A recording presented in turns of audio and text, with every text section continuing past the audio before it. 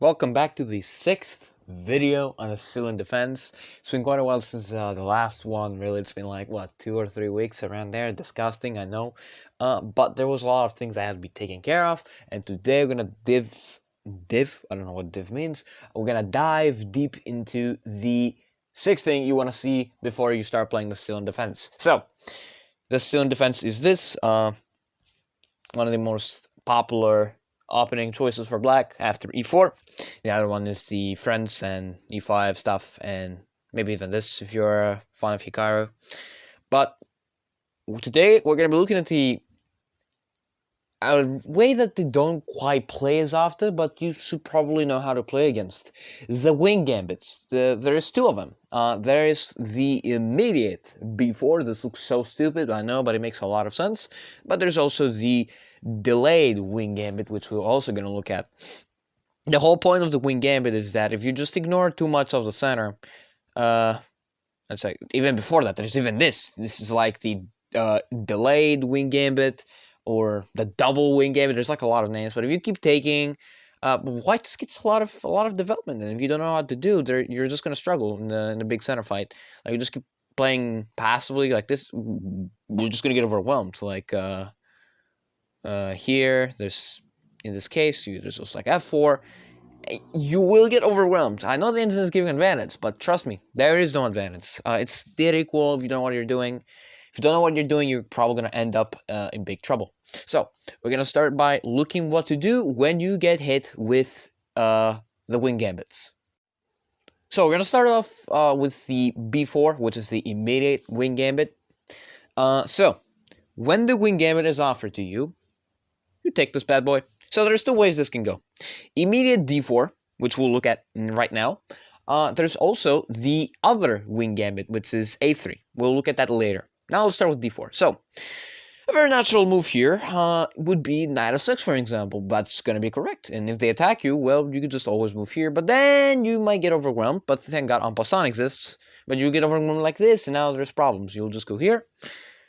But unfortunately for white, that's not really horrible, horrible position for black. And it's actually 0.7. And on the openings database, this is actually kind of good for fighting chances. The engine will argue that this line is very good, then you need to escape like this. Then you just keep developing. This is like the d4, immediate d4, which not many people go for. It might look something like this. Developing, and then you can strike on the center with d5, and if you don't see that, you can play e6. They will castle, get your bishops out. If they attack you like this, just take the pawn. It's a horrible move, and if they actually take, then they lose the thing, and if they take like this, well, they lose their bishop pair axis, really.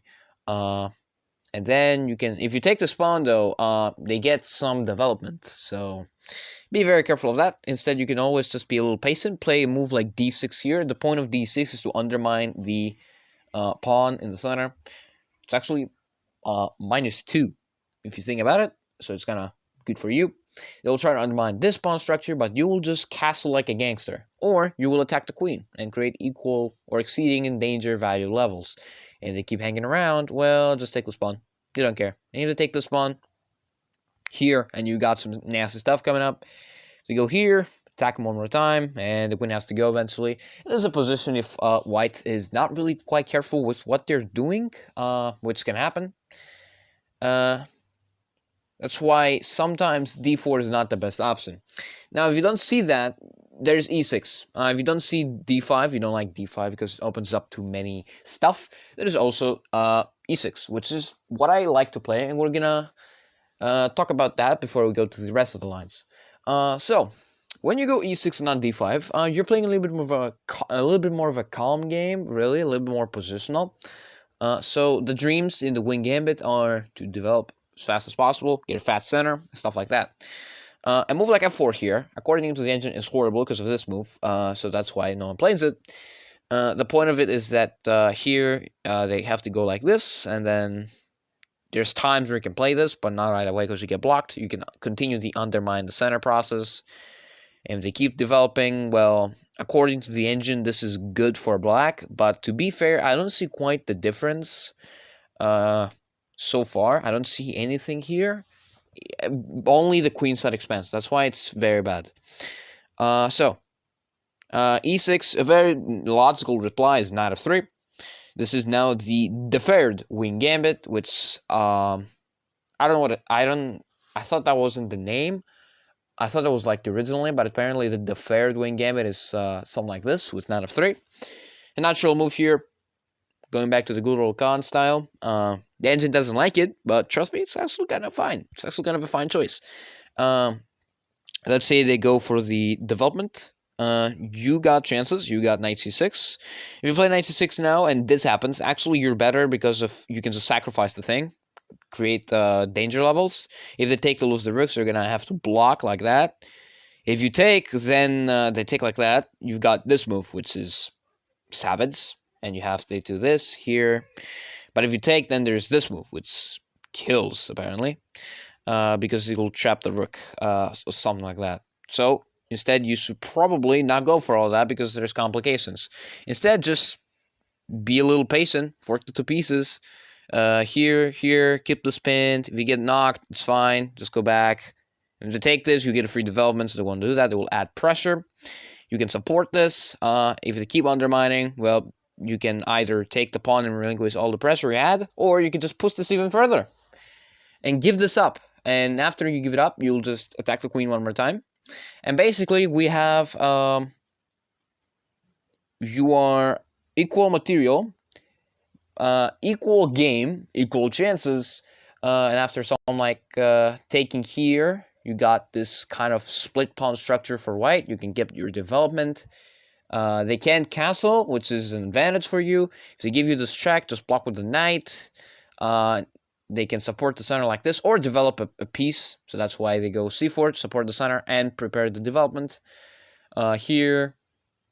And this to prevent hostile movement. And if they do something like this, just you'll be fine. Just you can give the bishop up if you don't want to give the bishop up. That is bishop d4, just taking this beautiful outpost. If they block, take. And you got this move, forcing probably another trade, really, here. Then castles is forced because otherwise you get pinned, and then you can attack the queen. Although it's kind of bad according to the engine. This is the better move to add pressure to the pawn, but honestly, it's actually no way to defend this pawn. So I guess that's why the engine likes it. And you actually win it, and once you win it, you attack, and you... Explorer, please get out of here. You can attack the side as well. Now they have to continue, and you're actually winning here. So, how do they not blunder? How do they not blunder, you might ask? How does the engine not skyrocket? Castles here.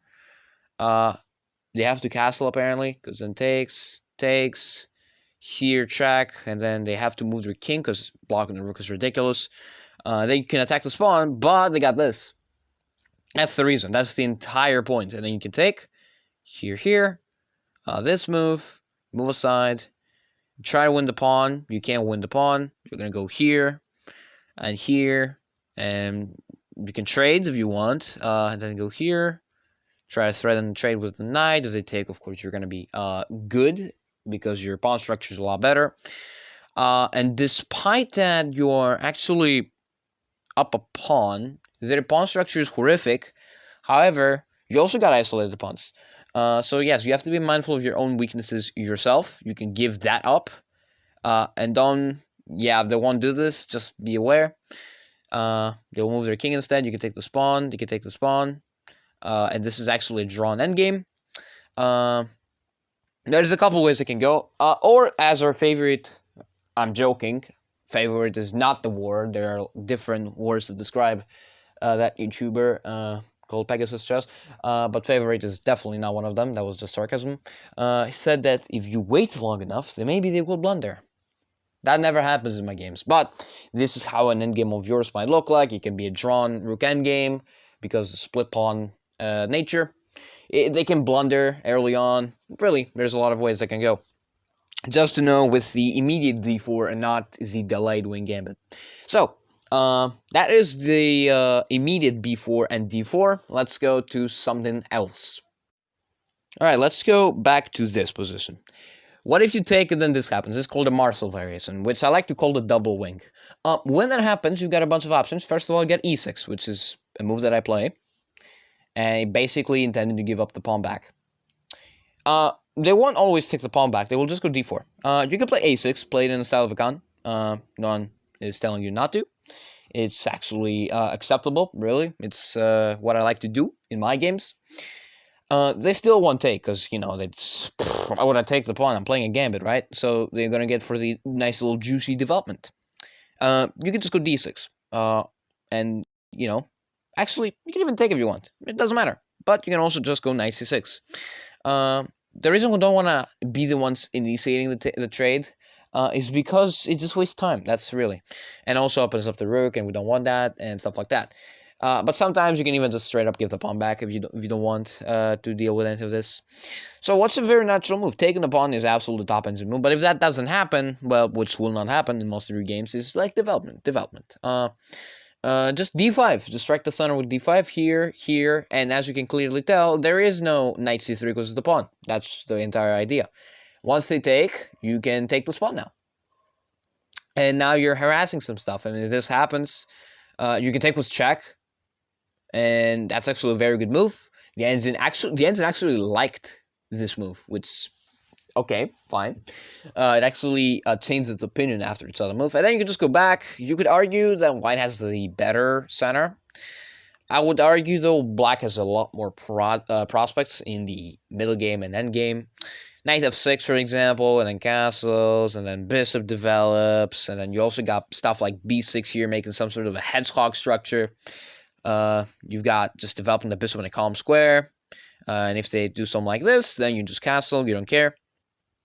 Do stuff like this, you can always just take here, fuck up the rook structure for just a one move. You can give the pawn according to the engine, because if they take it, there's this, which the entire purpose is like, what, take this? Wow, that's insane. I will never do that in a million years. And take with a pawn, because if you take with this, then you lose the pawn.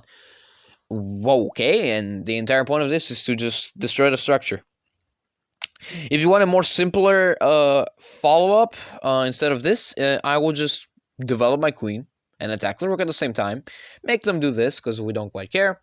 And then, what's a very natural move here? Rook e8, rook d8, these are very natural moves. And then a3 is natural move, h6 natural move. Queen going here is very natural, but this is a little bit more natural in my opinion. Taking, and then here, and a6 is apparently top engine. You can just go here and stockpile the attacks on the pawn, and then they will have to defend. Now you can play your sort of hedgehog after you've done with the rook. So the best way you can be done with the rook problem is to go rook b8. And if they plant this knight like this here, just go b5 or prepare with a bishop here. It still gives up the pawn, as you can see, so you still have to be a little careful. So b6, this is what I like to... b6 is sometimes very helpful because you get this hedgehog type structure, or you just go b5 straight up and, you know, do something like this. And if they push, then you just slide your queen in here and you try to get a queen trade. Of course, if they take, you've got the better prospects in the endgame anyway, so you'll be fine. Here, up, and the knight does some ventures. You give up the pawn. If they take the pawn, actually, then there's moves like this, and then they have to lose the pawn back. If they try to hang on to the pawn with a move like that, you can just skewer the rooks. But if they just, you know, defend it, well, you're just going to push the pawn. And, or if you don't want the engine to explode and convince you that you're right but you're wrong, you can always just reveal an attack on this knight, and then you can just take the pawn, and here, and now you're on a bishop versus knight. Players gotta get their kings involved to make any sort of progress, and then here to, because if they try to attack the pawn, you'll defend it. If they kick you out, just slide across this entire diagonal. They go here, try and attack the pawn. You got this check, and then you will just slowly move your ass here to the pawn, here, taking. Then we just trade onto a completely winning endgame because of opposition, and then we're just gonna take this pawn, and then we're gonna win the endgame. So that's b4 with the e6 follow-up. Now, there's also the knight c6 follow-up, which is also what I go on sometimes. Again, why is also, before we go to knight c6 follow-up, why is just taking this pawn not good here? Free development, really, that's the entire point. And if you let them on their plan, like c3, and you just let them do this, and they go d4, you will just play something that looks like a con. You go a6 if you want. You can start by a6. If they go for the big juicy center, we're going to talk about that soon. But let's start with knight f3 first. You'll go queen c7, and you'll play this in the style of a con. That's basically what I like to do in my games. Natural move here is this, and then here, knight b d7. Castles, knight f6, c4 is also one of the moves. b6, hedgehog type structure. Knight to c3 here, and they've got the strong little pawn break on the center. What do you want to do here? You can either just go like this. I'll knock the structure up. Just have to be mindful of the pawn because it can get under fire. Just castle. Just attack it. You can always just hop in like that. If they take it, move. But it's kind of complicated after that, so you might want to do something more passive, something like this. And then they might play something like h3. You can just block away the bishop scope and then close up the entire scope with the bishop. And now you got the better prospects because your bishop is in tress. Here, but the dark square bishop, you will eventually get it out. Here, if something like this happens, this move apparently is the top end move. The reason why is that you're taking some space away from your opponent, and you will probably try to move your queen around. To try to do the same, you can always just take this. It's fine, but I don't really recommend it because it's a bishop, you know. But you could argue the position is close enough to be considered something like that. Rook e8 to prepare the move e4. It's more natural. If they attack the rook like that, they don't really attack it, but therefore, whatever. You can move your rook to this file here. And you got always attacking the queen ideas to try and win the pawn, but you can't.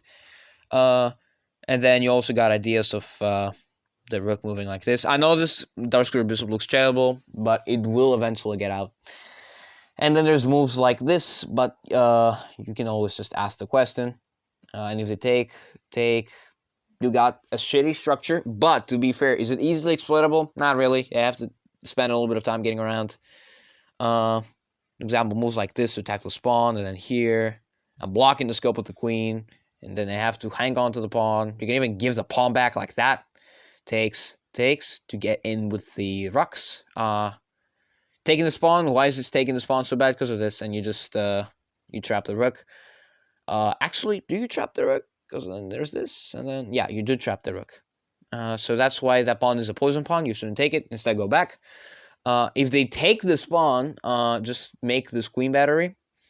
There is no way for them to check you. Oh, that hangs a queen. If they try to do something like this, try and raise some counterplay, taking this pawn, it's just mate in one. You need to sack material. So don't take it. Instead, just go with your queen here. If they push to make a couple of mate threats here, takes, pin the queen, trade, and this will end in the draw with perfect ends in play. But if I was to make a natural move, like, I don't know, defending the pawn like that, or defending the pawn like that, now the engine would shift to a different direction with me taking the pawn, because, well, it hangs a pawn, so you go here, and then it will probably be perfect play, because, you know, opposite color bishop, rooks get traded, and enough pawns, it will be a draw. Okay. So that's the knight c6 choice. Not the knight c6 choice. That was the e6 and what if they take the pawn thing. So let's go to knight c6. Let's go straight to knight c6. Knight c6 is like, you give them a choice what to do. So if they take this pawn, let's start off. You can take the pawn here, kick you out, and here you got moves like d5 once more, and there is still no knight c3. So that's good for you. So we'll do stuff like, I don't know, knight f3, which develops the pawn and gives the pawn. I've seen that as well. So you got moves like, they've got moves like that. So what if they pin you? Support the center. If they take, that's ludicrous and should probably never happen. If they take to try and create this isolated pawn, it fails to this. And now they just have to do that, which is kind of absurd. So instead, they will just push the pawn and lock down the structure. And you will play open the explorer for some reason, and you'll play something like this, and knight f3, and here, and then here. To go back is kind of ridiculous, really. But your point is to go here, and then they can castle, and then you can just move your bishop like this, develop. If you try to get some trades going, ignore them. Just go here. You don't want to be the one initiating the trade right now, so they will develop their knight probably, and leave that hanging. Or actually, you know, being slightly built. The reason why the ensign supports black is because it doesn't get enough development fast enough. White does not get enough development. That's why the knight moves bad. But you just move your queen. It's still this because of this sacrifice. And then you just win a pawn. So what you need to do is actually go back, which is insane. And then you have castles, taking, and then now you can develop the queen, I think. Yeah.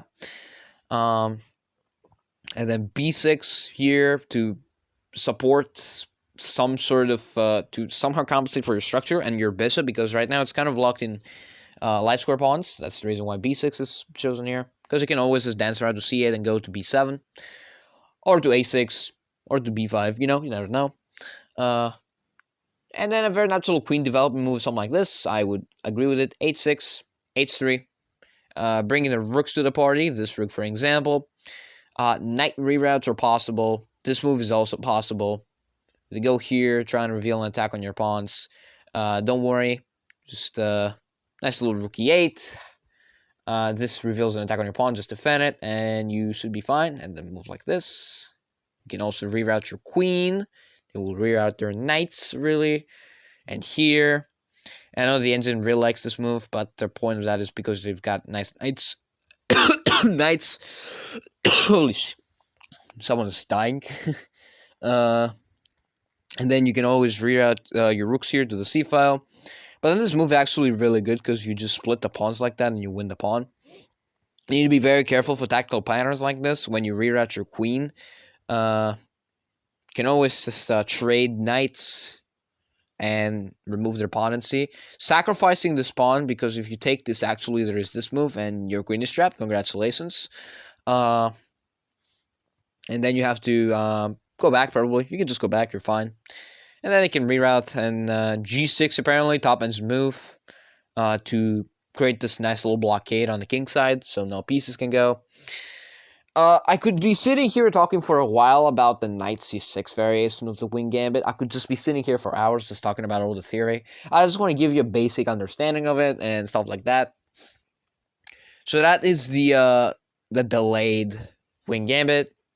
With e6, knight c6, taking the pawn. You should probably avoid taking this pawn. This is called the Carlsbad variation. I don't know who Carlsbad is. But fine. I didn't know it was actually called like that. But yeah, that should be a solid guide to it, really. I would show you some example games. I don't actually have that many wing gambit games, but I will show you some. Because, why not? So let's go see some example games. Alright, so this was a speed game. I actually dug through for a while to find this, but yeah. So, we have the delayed one. So, at the time, I wasn't really aware of how to properly punish it.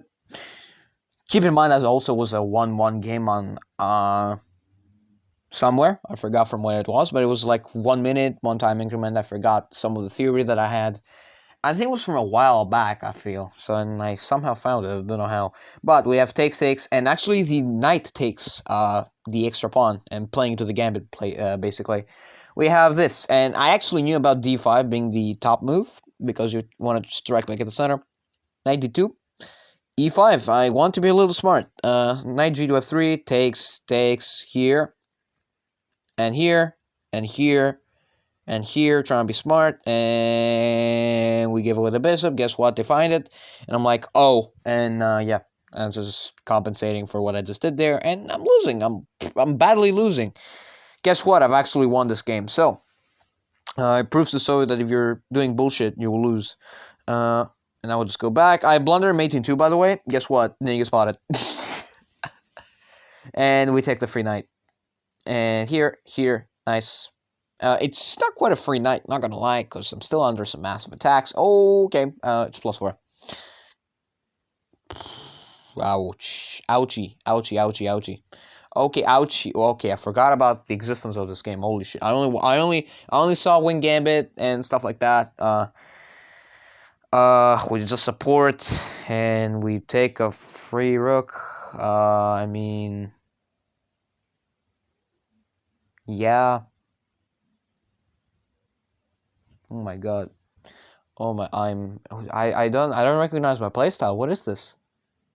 Holy oh, he promoted the revoke. That's crazy. And he took the knight. He said, what? Why did he take the knight? What? Okay, fine. And he lost some time here. Yeah, I don't feel like searching for example games after this one.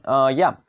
So I wish I had some more high level example games. I searched a lot, didn't find any. But yeah, what I've presented to you on the previous parts of the video was pretty much what I do today, what I've started doing against the Gambit, and yeah, I'll see you guys in the next video.